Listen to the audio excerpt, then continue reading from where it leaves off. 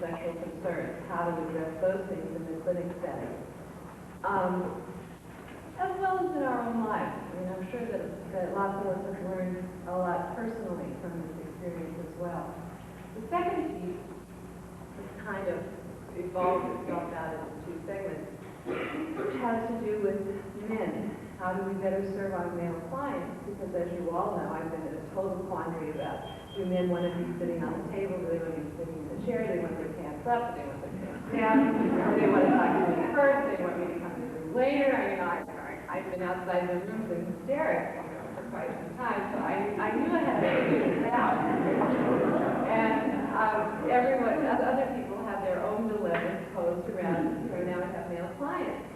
And do they want the same things from us that female clients want from us? Many of us, well, all of us are very sensitive to the nuances and what we imagine the desires of our female clients to be. But what do men want from us? What do men want from us in general? What do men want from us as healthcare providers, particularly reproductive healthcare providers? And I think that's an added dimension. As I told somebody, look, I wasn't trained to look at men's ears, eyes, nose, and throat, much less men's genitals. And so that I think it's been important for me to acknowledge that that's a whole other dimension. These aren't like well-care exams or whatever those are called. These have to do with issues of relationship and sexuality. The other thing that we wanted to address is we are seeing women who are in relationship with men, right? That's why they're coming. Yes. And I found in myself, and I've heard as I've talked with other people, that very often we have a tendency to go into agreement with our female clients that indeed the men they're related to are jerks. For those of you who have, look at that phrase. I mean, like, when you look at who's a jerk, women are jerks? No, men are jerks, right? In Warren's book, there are two questions. In Warren's book, he says that the question that men have about women is, what do they want? And the question that women have about men is, why are they such jerks? So that realizing that we don't empower anybody by going into agreement with her that he's just a jerk and that this is what she has to put up with, that this is a given because actually they're all born this way. We wanted to offer a more hopeful picture for ourselves and for our clients so that we hope that this day will serve to increase and soften our sensitivities around who men are and who women are in relationship to men. What we do when we agree that he's a jerk is we support her in being a victim, and we support him we support her in making him the next victim. When in fact, everyone's just a victim of their own sense of their self, their own ability to express that in the world, and their ability to know about themselves. And we believe that this training can make a difference in terms of unraveling that little ball of wax. For myself, I was first poignantly impressed with the experience of what I imagined the experience of being male was when I realized that men don't have babies. Now, you'd think that doing what I do, I would have figured that out some time ago. But, believe it or not, it was only about 6 or 7 years ago that it really caught my attention. It dawned on me that a man could have a baby and not even know it. A man could be, involved in a pregnancy and not have anything to say about whether it continues or not. A man with whom he's denied visitation rights. Because, after all, children belong with their... Right, now how many people thought father or parent? It's just part of what we all know as God's rules, I guess. We need to be God here. So I was particularly impressed with at least what I imagined to be the vulnerability that I felt in that reality. That felt incredibly vulnerable to me. I don't know if it is for the men who've experienced it, but I at least was very moved by what I imagined that vulnerability to be. And then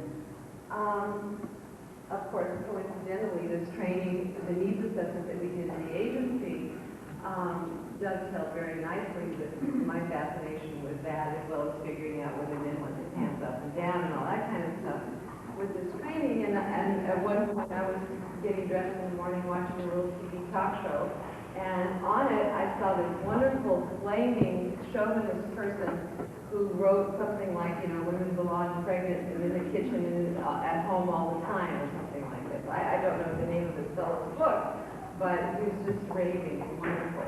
And he was on the, wonderful, because he's so out there. It gets amusing when it's that far out. And sitting next to him, you know, another person on the TV talk show was Warren Farrell. And I felt the talk show host was playing off all this sensationalism, and I hear this man person say, you know, I think that there's some concerns here that people would like a dress. And I go, yeah, you know, let us talk, shut this guy up, you know. But they didn't. And so, the other guy was much more dramatic. This guy wanted to talk about how we're human, and we have needs and desires, and, you know, then. This other guy's talking about keep them pregnant, keep them where they belong. So I thought, I want to hear more of that other stuff. So I just wrote his name down and put it in my file. And as life would have it, I was invited to Carolyn Copen's house for Thanksgiving dinner. I didn't know what's that about yet. But there's some guests of her, some friends of hers that were also going to be there, were from San Diego. And guess what? The guest was Warren Farrell's publicist. And they tell me, oh, this is what Larry does. He works with Warren Farrell. And I'm like, Warren Farrell, I think I know that name from somewhere. And sure enough, it's the Warren Farrell whose name I have written down in my file cabinet, always wondering how indeed I'm ever going to really find him, you know, other than calling KGO and saying, you remember that guy you had on TV?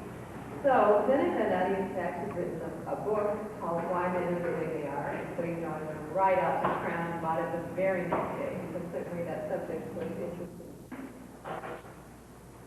First, I want to start out by saying that I'll be before you a good part of the day today, and therefore have a lot of attention and interaction with you. But in fact, some of the people that have really worked the hardest to create this program are not getting as much attention.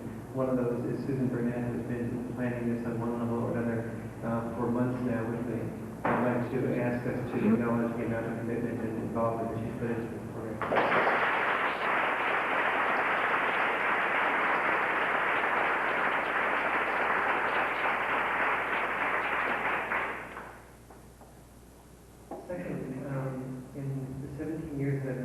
It's occurred to me that not very many people learn very much by being told much of anything. And therefore speeches have a limited ability to affect change. And so part of what I'd like to share today is not just things that I have thought about and theories that have come to make me understand or allow me to understand them women much more effectively than I once did, which I will share. Because they do have their place. But I'd also like to share some things experientially with you as well, and actually have you experience a little bit of what men go through and a little bit of what women go through. Because at least my experience has been that men and women change the most by experiencing what the other sex goes through. And that oftentimes when people come to lectures, they will come and sit next to their partner or think about their partner while I'm speaking. And as soon as I make a point like distinguishing between the sharing of the housework and helping with the housework, the woman might sit next to her husband and sort of nudge him in the side and say, see, I told you so. And even the expert up there certifies what a jerk you are. And whichever point I'm making in favor of whomever goes home more self-righteous than before, and tries to convince the person who hasn't attended the workshop that they have to make more changes, and that in fact the person who attended the workshop is the solution and the other person is the problem. And then I meet them 3 or 4 years later and they're divorced. So I'd like to, but an alternative to that is actually asking those sexes to experience what the other sex goes through, so that the psychological energy rests with getting into the other person's moccasins and walking a mile in their way of looking at the world, rather than the psychological energy being one of, I now have new ammunition to beat my partner up in the name of love. So what I'd like to ask us to do, we have more women here than we do men today, but I'll be sharing with you during the day why, if we're walking in men's moccasins, why the whole world appears that way from a man's perspective. That is, there's about 30 men competing for each one woman. It doesn't appear that way at all from a woman's perspective, particularly a woman who's in her 30s, 40s, and 50s. It appears just the opposite in many respects. But we'll be seeing why that appears that way from the man's perspective. That there's a great American women's shortage from the man's perspective and a great American man's shortage from the woman's perspective. But to share a little bit of that, and because we give men a little bit of edge in the society in terms of training to take initiative, I'll be asking the women to look around and realize there is a smaller percentage of men. And I'll be asking you to couple off with a man. The women who do not get a man in a moment, I'll be asking you to couple off with another woman. But I'll ask you to treat competing to get a man in a minute as if it really counted. And if you are the type of person who tends to, for whatever reason, sit back and enjoy just being asked out, I'll ask you particularly to use this day to overcome that barrier and take initiative. If you came with a man, I'll ask you, because of the shortage of men, to not necessarily pair off with that man. On the other hand, you will not be prevented from doing that. And if you didn't come with a man, you might want to choose a man that you'd like to lead with.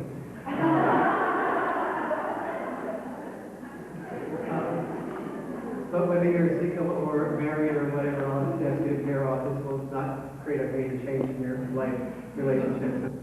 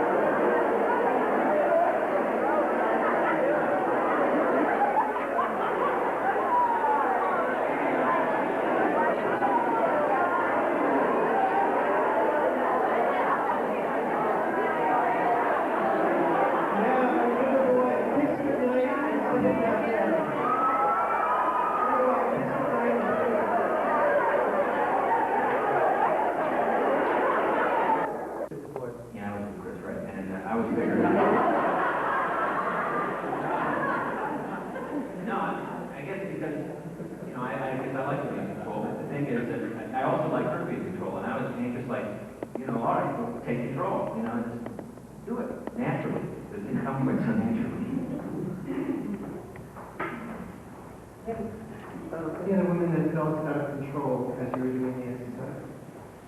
Two women raising their hand. experienced that and felt the comfort in that. But during the 60s, the 70s, and 80s, there was less clarity, and the person in the leadership position therefore had to worry about, was he or she being judged because they were too leadership-oriented, too bossy, too controlling, too wimpy, too withdrawal, too namby-pamby, or some combination. And the result was nervousness and increased anxiety as opposed to increased security.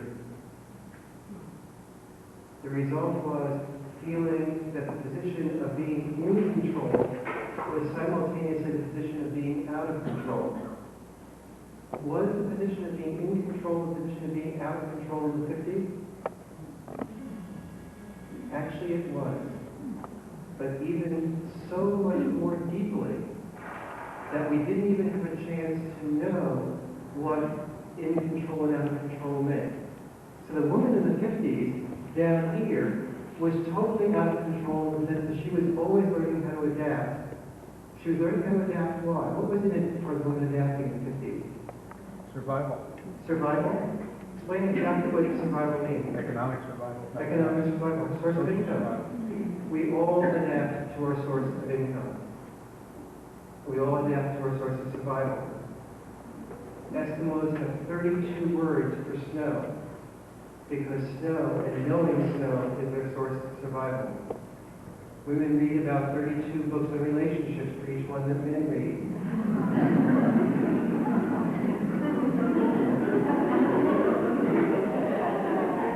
Because traditionally, that has been their source of survival.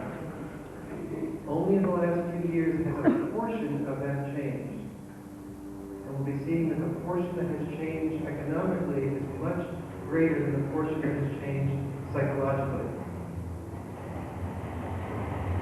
Well, I'll share what I mean by that in a little while. But for now, the feeling of being out of control was experienced by the woman in the 50s. The man in the 50s, in what way was this man out of control?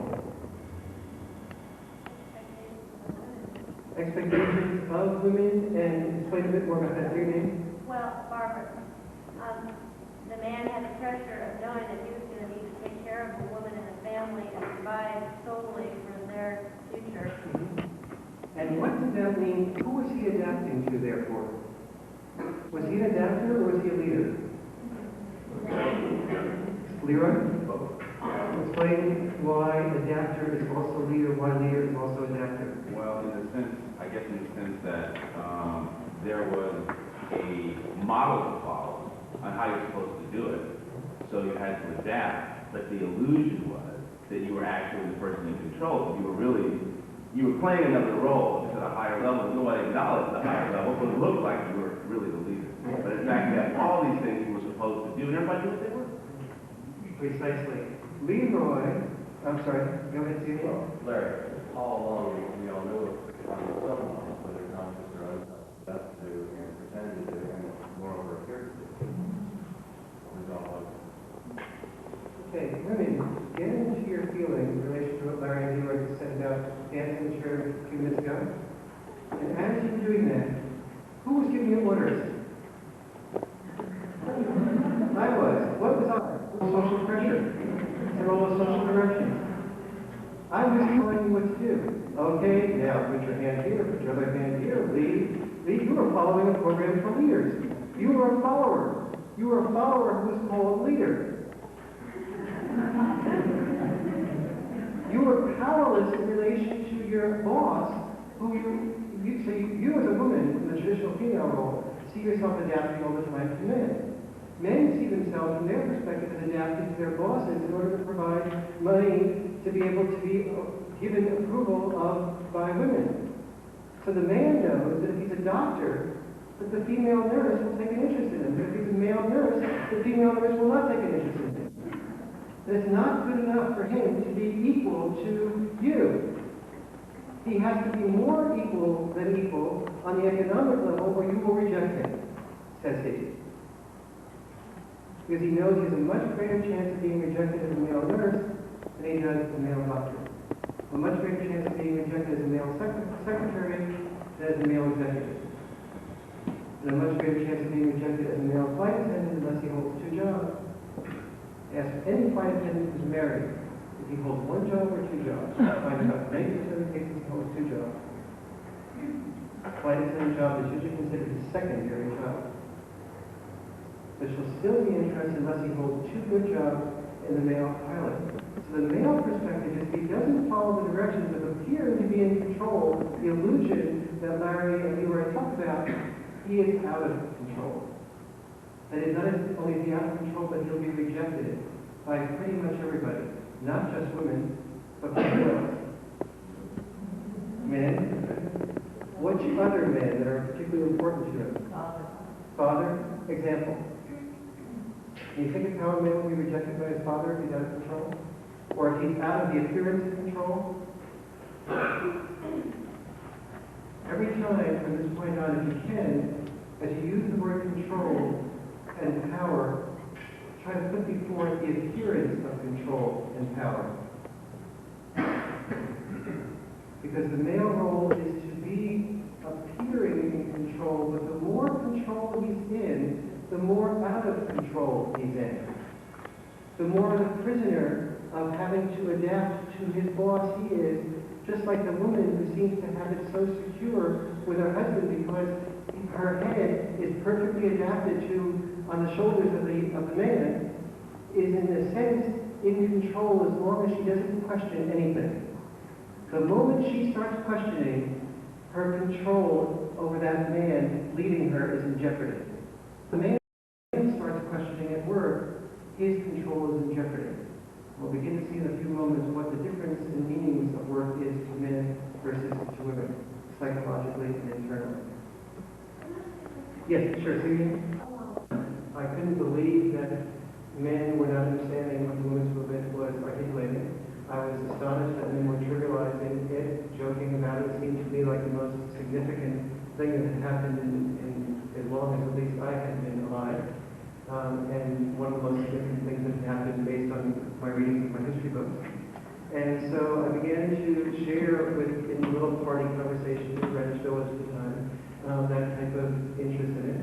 Not really realizing at that point that I probably had more intuitive understanding of it because on one level, I had seen my mother go in and out of fits of depression, and in that depression when she was out of work, and coming out of that depression within a week or two after she took a job. And so it was really apparent to me that a job was more than just a source of income. It was a combined source of income which gave her a feeling that she could speak freely to my father about what she wanted to spend and how she wanted to spend it without asking him for repentance. I saw the relationship between her and him not only change when she took work on for herself, but also she became a nicer person. He liked her better when she was working. And that only changed when she went out of work and she became more depressed and more passive aggressive. And yet then I also saw, in the case of my sister, someone who was a very beautiful person internally, but not that attractive, average attractiveness externally. And I'd see her on Wednesday worrying about whether or not somebody would ask her out, and the fact that somebody hadn't asked her out for Saturday, not even consider the possibility of doing the asking herself. If on Sunday or Monday he called back, she was elated that she had gotten asked out. If he didn't call back, she was really upset and down and depressed and felt awful about herself and wondered what she did wrong. I saw her obsession with that, with her definition of herself, depending on that. And so when the women's movement surfaced and it said, A, women should be able to earn their own source of income, and B, women shouldn't be used as sex objects and only be dependent on their beauty, all that to me meant was perfectly logical and made both emotional sense as well as logical sense.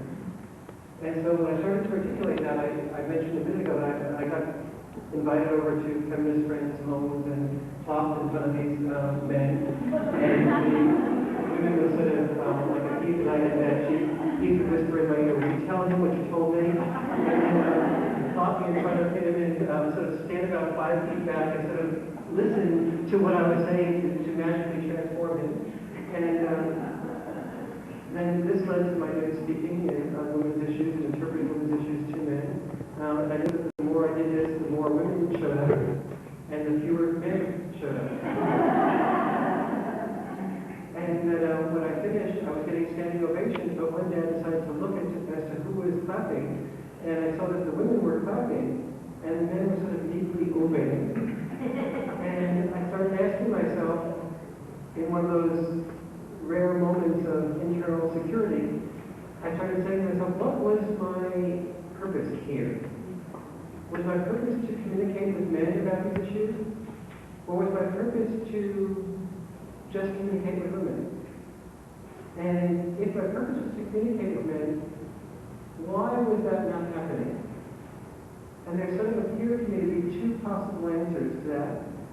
One was that women had changed, become more aware, gone through transition, more enlightened, and men were still in the Neanderthal stage. And for whatever reason, I was the only exception to that rule. And that possibility, that served me real well. And I didn't want to question that possibility.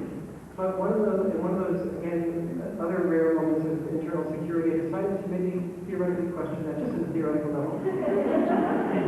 And ask, maybe, was it possible that if I formed a men's group, and decided to allow the men to speak, but when the men said something chauvinist, sexist, racist, uninformed, instead of correcting them, or if they said something angry about women, instead of explaining the right feminist ideology to them, I translated the anger into feelings. I translated the chauvinism into this is the man's experience of the world, the way he looks at it. And I just allowed it to be.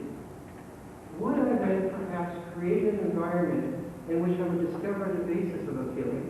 And I said to myself, well, do I want to promote anger? Am I being promoting anger? And I remember back when I was on the board now in New York City for a few years, and we had folks coming out like the SCUM Manifesto, Society for Cutting Up Men Manifesto. And I remember that perhaps there was a trace of anger.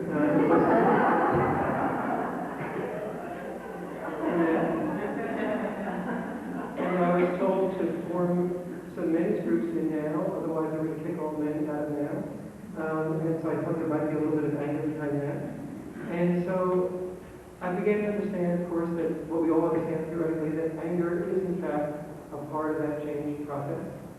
And yet too much anger was usually dysfunctional and created alienation.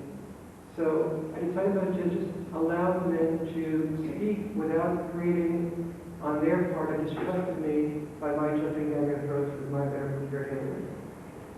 As I began to do that, I began to hear the answers to the questions that women were asking about why men are the way they are. When I listened to men's perspective, and women would say to me, or to the life of me, I cannot understand why a man doesn't allow a friendship to develop. And then if sex happens to happen, it happens.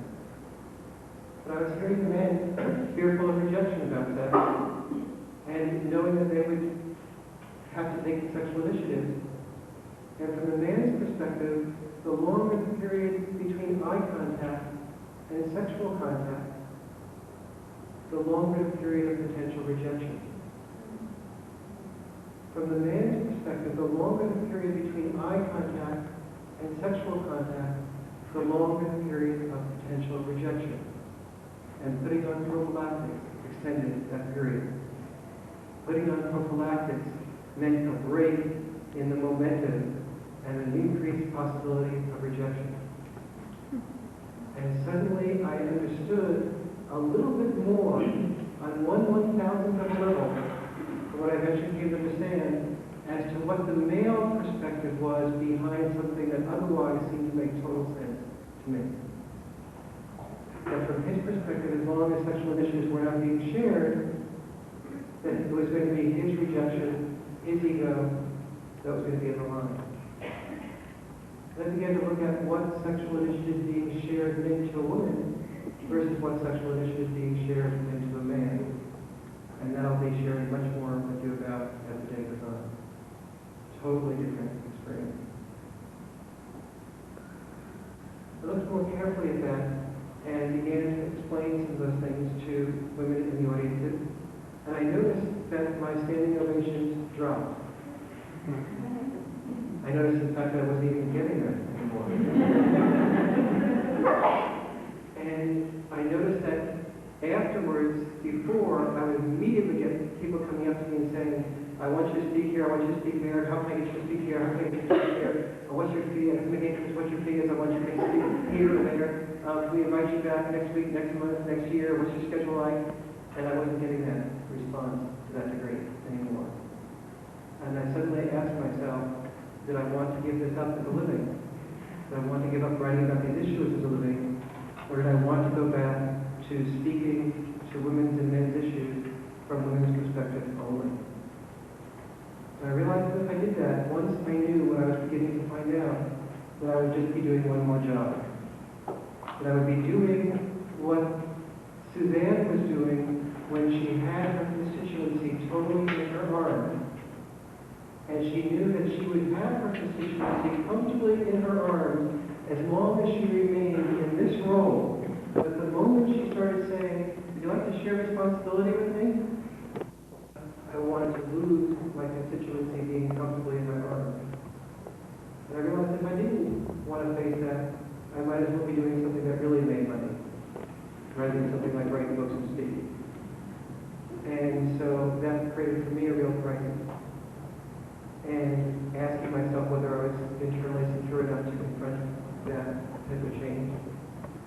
And decided that I wanted to try that.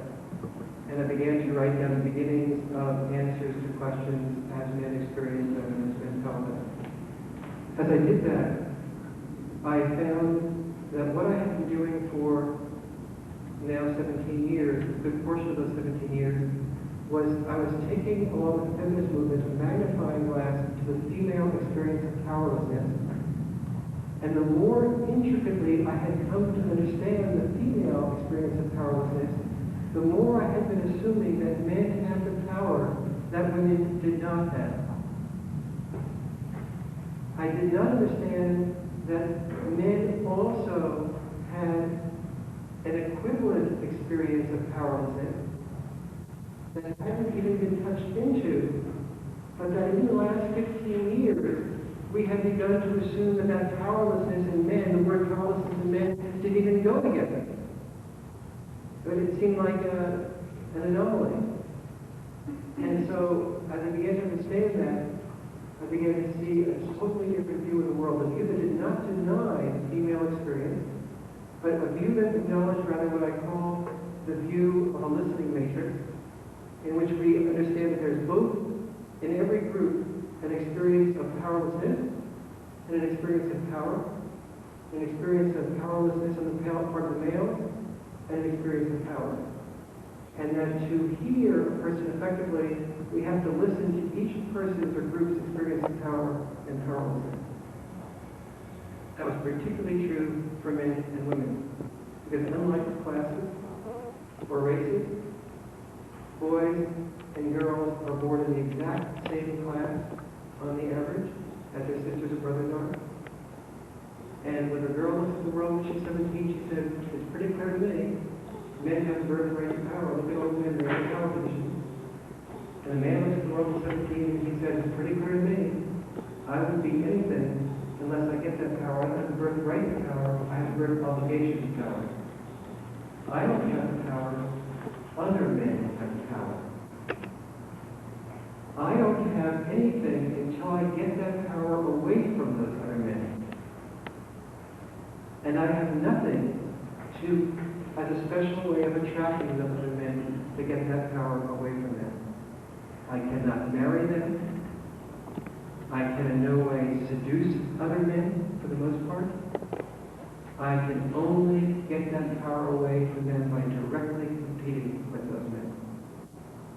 And in fact, now with affirmative action coming along, I'm going to even have another disadvantage in getting that power away from other men. Now, where does that man learn that he has to get that power away from other men? And why does that woman learn that she has to get that power away from other men? And what's the difference that creates that outcome? And does that difference still exist in the late 80s?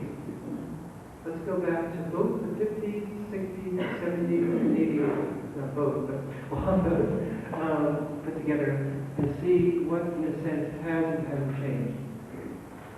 Whether we were born in 1910 or 1980, one thing still remains the same and still does remain the same. As we boys go into our 9th grade classes, 7th, 8th, 9th grade classes, we are already in the middle of a drug addiction. What is that drug addiction? What are we exposed to about 20 million times a year, which is the same thing that girls are exposed to about 20 million times a year? What do you mention? Beauty. Beautiful girls. The image of sex is censored to a large extent. The subliminal image of sex is not censored. The partial image of sex is not censored.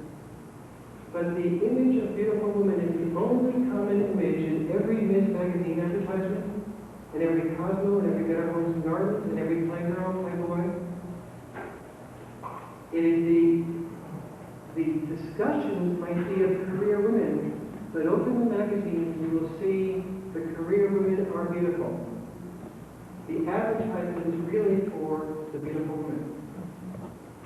So from the boys' perspective, and the girls' perspective, from the time we're in 7th, 8th, 9th grade and beginning to figure out what we are in the world and how we form that in terms of our identity, there's one basic drug addiction we're all exposed to, which is the image of the attractive woman. And the girl experiences that image of the attractive woman from a different perspective. First of all, let's get a little bit of an understanding of what that image means. When you have 20 million exposures per year, is that more exposures or fewer exposures than Ronald Reagan is exposed to you? Anymore. What about Ronald Reagan, Paul Newman, Tom Selleck, Robert Redford put together? Far more. The person, the attractive female in the image, is not only a celebrity, she's a super celebrity. But from the man's perspective, she gets that celebrity status from genetics. She's a genetic celebrity. At the age of 7th, 8th, 9th grade, she's already beginning, some of them are, to look like Minnie Brooke Shields. The ones who are the ones he's most addicted to, the ones who come somewhat close to that, the next level, and from his perspective, any girl benefits from that advertisement. The girl looks at that totally differently. She looks at that and she says, there's the genetic celebrity. Here's me. Smaller breasts, larger breasts, floppier breasts, bigger hips, bigger waist, not as high cheekbones, hair that's too straight, too curly, whatever. She sees the gap between herself and the genetic celebrity. She tries to make up for that gap. She wears things like makeup to make up for that gap between herself and the genetic celebrity. Or fashion. And so if you have a girl in 8th or 9th grade, you know that the color of her Reeboks are as important as life or death.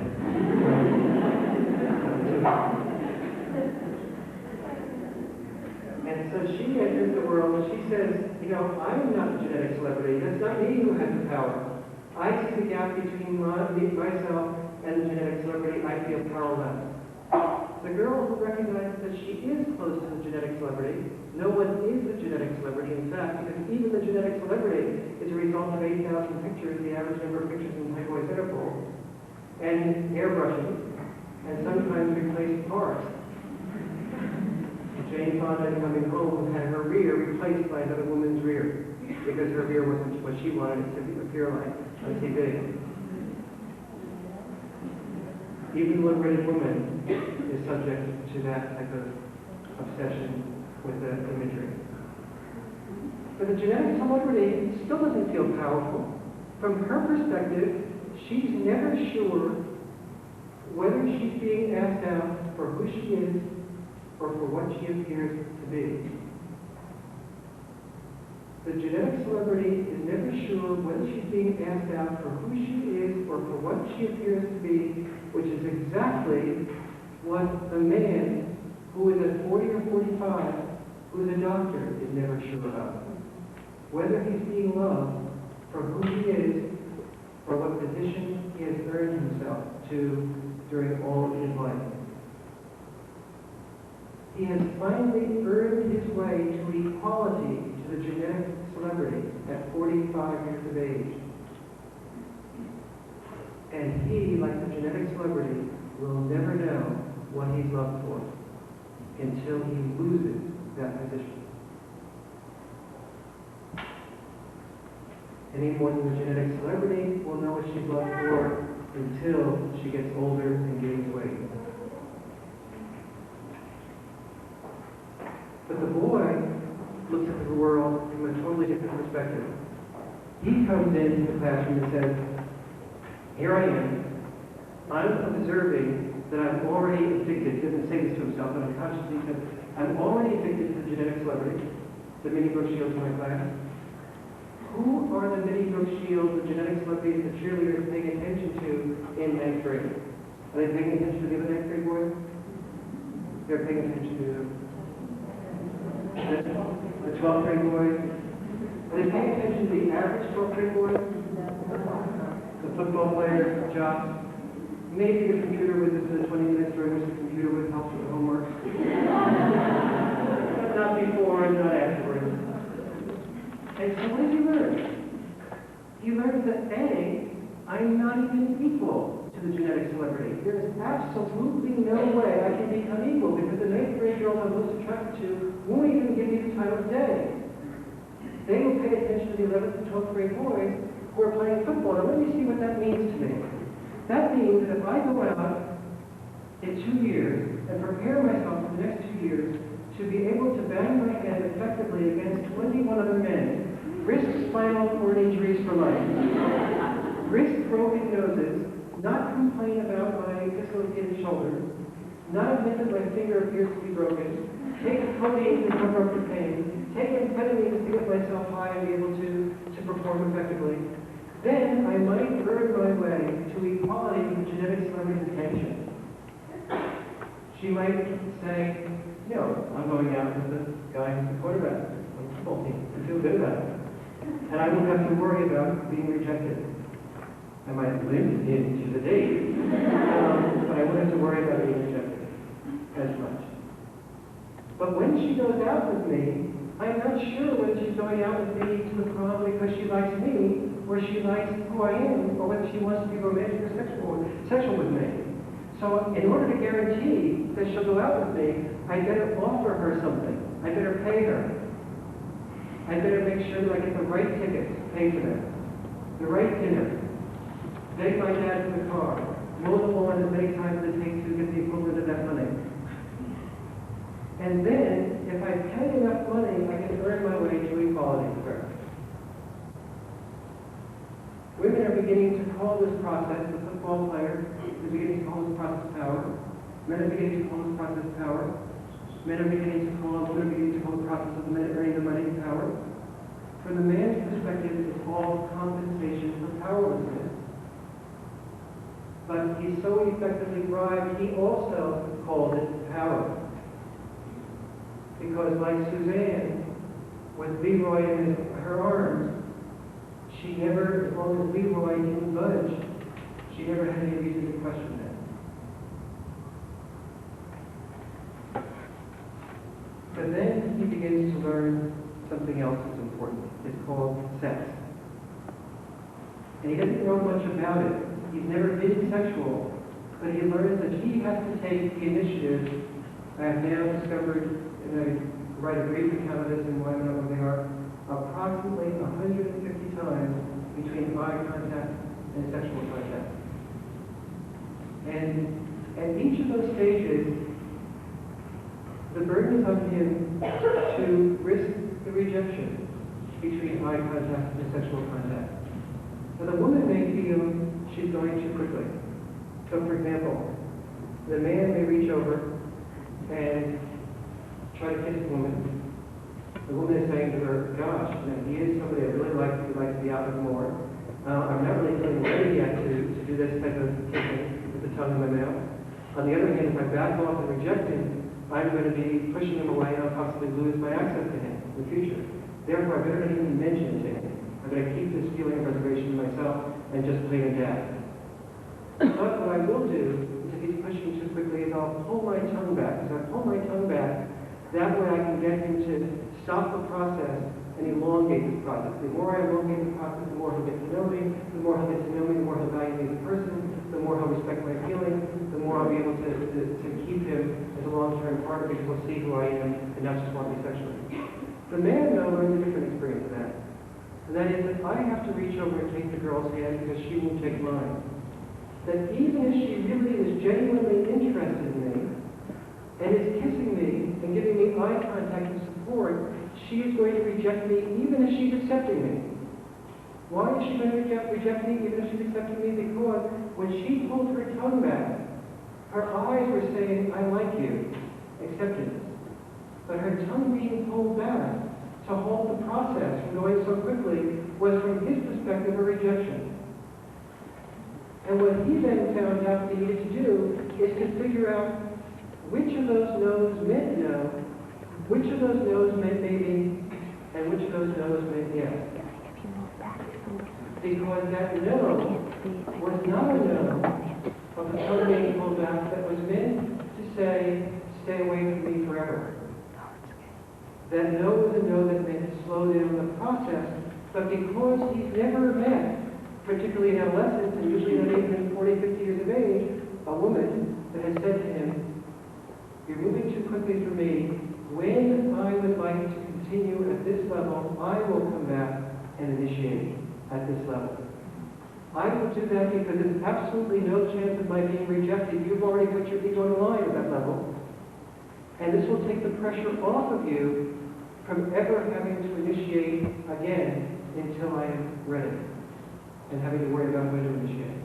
Instead, he learns, as the tongue gets pulled back, he learns the following. Let's see now. If I pursue, I can be thought of as overbearing, obnoxious, and a potential rapist. If I back off, I might be thought of as a wimp, sort of not the type of person who a chemistry can be developed with. And the last time I did that, the woman said to me later, gee, I really like you, John, but I think I'd like us to be friends together. And then she went out and she slept with somebody who was a real macho character. I don't understand it. And so he learns that he has to walk that tightrope. On the other hand, he says to himself, wait a minute, if I pull back, maybe I'll become insensitive and caring.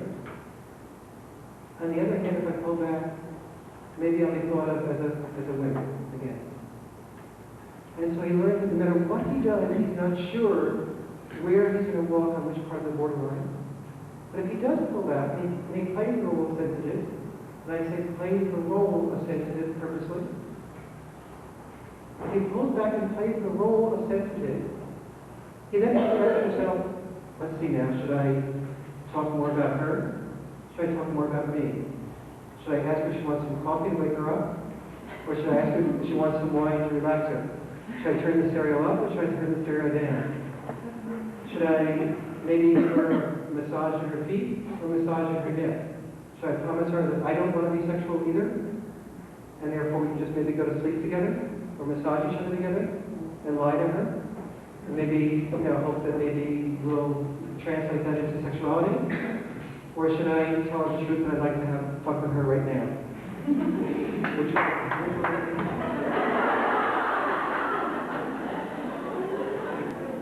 So we learned that there's much better politics in dishonesty than there is in honesty. But whether he's honest or that he's dishonest, he learns that quite clearly, I've got to figure out what to do. And the process of figuring out what to do, he's not even paying attention to her because he can't pay attention to her. He's figuring out, should I move here, should I move here, should I do this, should I do that?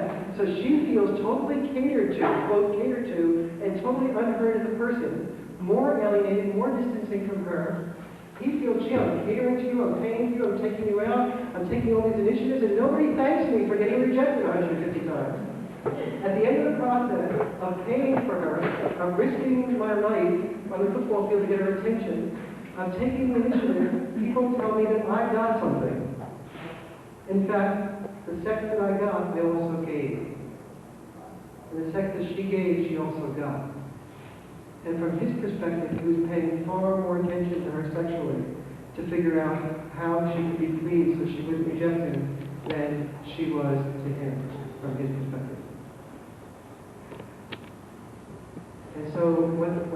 happens for him on that level is the fear that if I do it wrong, I'll be rejected. And the only way I can guarantee against being rejected is by standing out so much in the success arena that the woman will not be able to feel good about rejecting me. Because she won't reject Ted Kennedy or Henry Kissinger or Woody Allen, no matter what they look like. But she will reject me because I am not in their position. And so he begins to see that success is the shortest route, the most potent medicine to prevent the cancer of rejection. He begins to understand that success is the most potent medicine to prevent the cancer of rejection because he remembers that if he succeeded on the football field, the cheerleader will go out with him, and the cheerleader will be fearful of rejecting him. And if he doesn't, she'll be much more likely to speak her piece and to assert herself, which translates to him rejection. But he also understands that success is more than acceptance or rejection from the woman. If he is in the football field is metaphor, what he learns is that his dad comes out and cheers for him when he's succeeding. But when he loses his position on the football field because he said to another football player, you know, I'm really feeling like my nose is broken and my finger's torn back, and I really want to get out of this position. When he loses his position on the football team, he notices that his dad comes out and cheers for his replaceable part. He talks about the neighbor's son down the street, not his son. He also notices that he's never noticed a cheerleader run off the field and say, you know, Bill, I want to continue cheering for you even though you lost your position on the team because you're warm and tender and vulnerable and open and caring. She cheers rather for his replaceable part. And he learns that no matter how successful he is underneath it all a replaceable part. That his appearance of power is powerlessness to be anything but that part. That his appearance of power is powerlessness to be anything but that part and to play anything but that role. Otherwise, like Suzanne with Leroy, she will lose her part and lose the person supporting her. But he also learns around success that football is just a metaphor, and that the support system of him being successful does not stop with the cheerleader and his dad. But he's never heard either a mother say, you know, I'm really proud of my son. He dropped out of medical school because he saw that medical school was putting too much pressure on him and was making him work 115 hours a week. He was losing his sensitivity in the process. He was really not becoming this full human being that he internally wanted to become. And so therefore, I'm really proud of my son Nurse. He's heard a lot of lip service given to vulnerability, openness, internal security, but he never hears anybody cheer the nurse, the man who's not on the football team, whether it's his dad, a woman he's attracted to, or a man or his mother. Nor did he hear any of his peers talk with respect of the man who has internal security. And so from his perspective, the need to be successful hits him from every side. And if he's a lower class man, and he can't make it, and he knows that the football field will eventually expire itself, and he says, and he's not a football player, he might try to get a car and have a couple of years of standing out, which will be his only couple of years standing out in his life with that car. And if he can't get that car, he might try to get it by stealing. Or he might try to get the woman by stealing drugs or taking drugs, because maybe then he'll have access to a woman who will not reject him if she's in enough of an altered state. Because no woman in her right mind will accept him. So depending on his class, his talents, his assessment of himself, he figures out some way he can get approval by both the women who are his peers or a little bit younger, because he can't get the approvals of his peers he's most attracted to, his father, his mother, and his peer group males. When a woman becomes a surgeon, she gets a mixed message. And the message is, I'm really impressed that you're a surgeon. But are you married? Do you have a family? Do you have children? Do you attend their piano recital? The man knows that there's no mixed message. People applaud him if he's internally successful, but they reject him first. They love Alan only because he is sensitive, loving, tender, open, and vulnerable in addition to being successful. But there is not a great American male shortage. There's a huge American male abundance of sensitive, loving, caring, single men who are also reasonably good looking. But they're the buyers of Walden books, not the men who own Walden books. They are the men who are working as an elementary school teacher, not the men who are the principals or the superintendents of schools. They're working in a nursery care setting. But by and large, in those positions are men who, as in male nurses, as in male secretaries, and as in male flight attendants, are often gay men. Because gay men know that they don't have to worry about supporting a woman. They can afford the luxury of taking those positions. Heterosexual men know that if they take those positions, by and large, they'll be rejected much more than they will be accepted.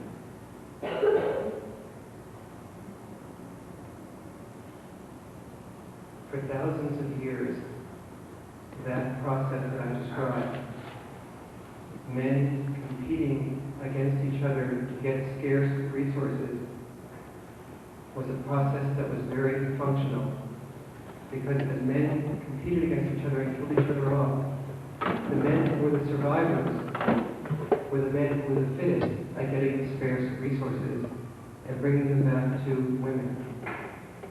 The women who were the attractive women were the women whose hair wasn't falling out, whose teeth weren't falling out, and whose nails were still intact. They were the best for genetically producing offspring. But the situation has changed. What has become functional for producing offspring is now dysfunctional. Hair falling out has translated into a person cosmetically perfect or quasi-anorexic. And for the man, the ability to kill each other off is now the ability to kill off the entire planet. So the exact same process that 2,000, 3,000 years ago was functional for survival has now become functional for killing off the entire planet. And what Darwin taught us is the species that does not adapt to its changing environment is a species that makes itself extinct.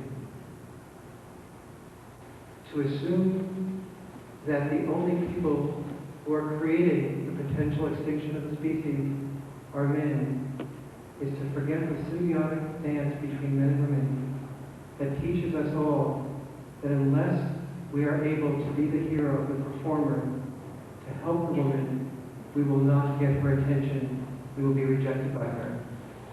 Is to forget that there is an implicit dance between women and men that says, if I'm the most attractive woman, I will choose the most successful man.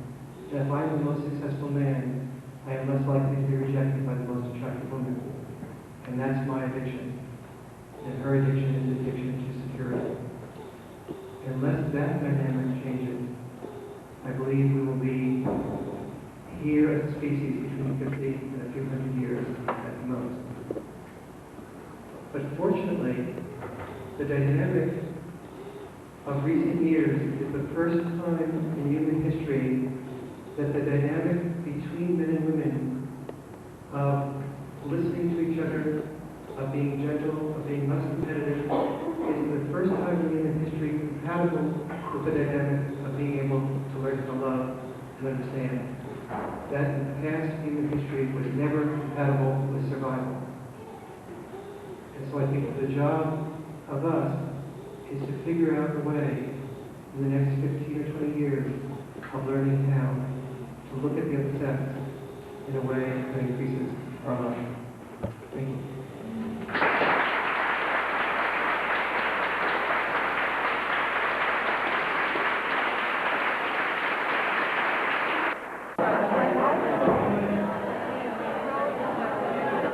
When the women each group come up to the microphone and then each group you have to come up with their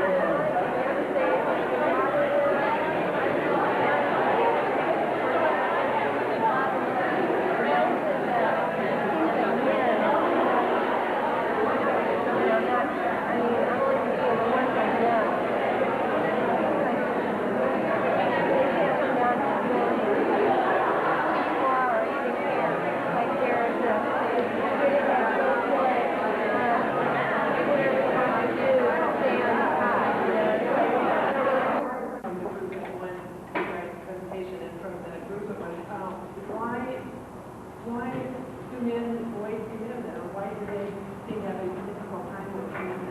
And our other question to address the celebrity. And why are men so visually oriented with people they don't know?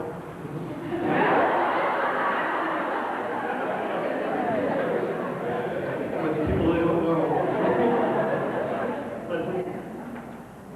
Our question was, why can't men open up more emotionally when it seems to be such an easy, natural thing for women to do? I'll take over women first, and then we'll do the men's question. Mary Ellen.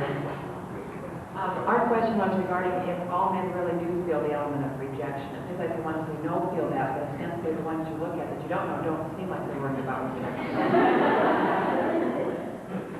Their ability to cover up is amazing. Kim?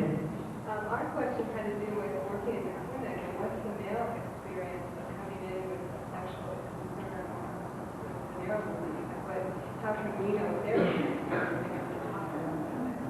And another question that we had last year was the definition of power that we see everybody, and also given that men and women have different experiences of how are we going to bring it together?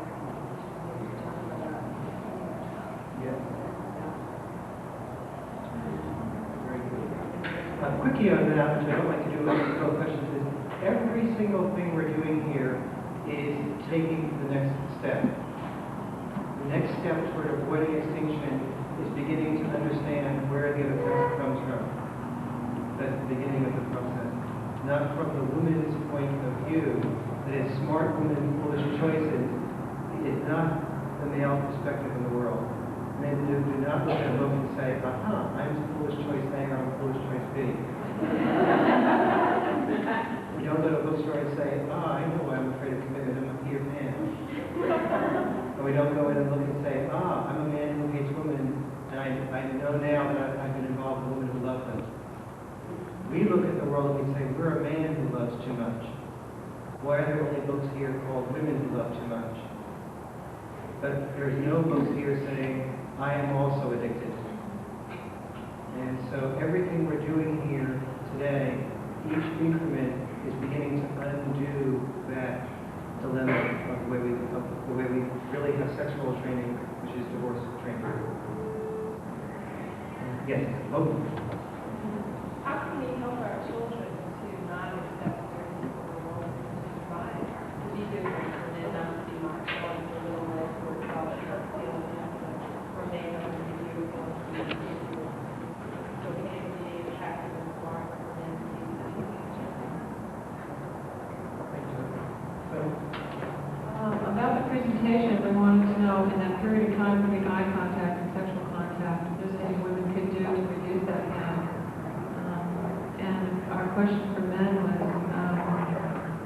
well, it's kind of given that women and men need in different things from each other in relationships, and women were asking how come men express their love differently to women than women.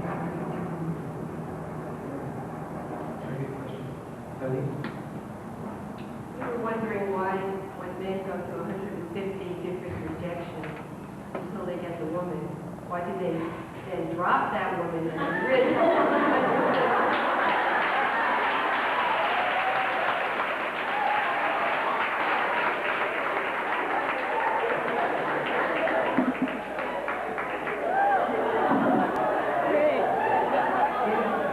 Before today, you thought men were yours. After today,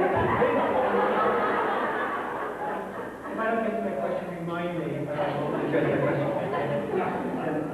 The other question about your presentation and that in your story about the man of the day. Rejection seems to be interpreted as anything short of fucking, and we're wondering why, or if there is a halfway point where a man can feel not rejected but not heading for fucking.